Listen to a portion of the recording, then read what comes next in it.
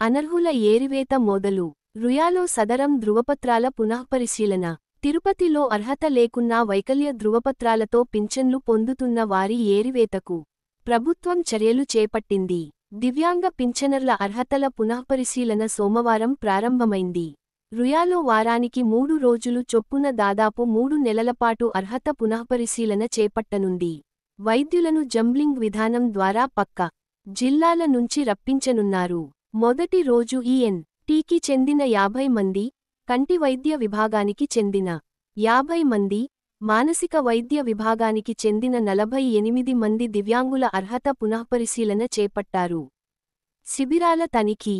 Tirupati Ruia, Gudur, Srikalahasti area ఆసుపత్రుల్లో పింఛనుదారులతో మాట్లాడుతున్న సామాజిక భద్రత డిఆర్డీఏ పీడీ శోభన్ బాబు.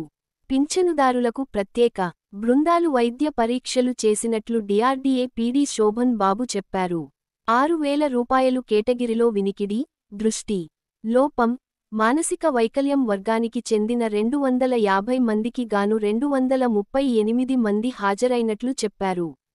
మంచానికే పరిమితమై 15,000 రూపాయలు పింఛన్ పొందుతున్న 825 మందిలో ఇప్పటివరకు 786 మందిని పరిశీలించినట్లు వెల్లడించారు.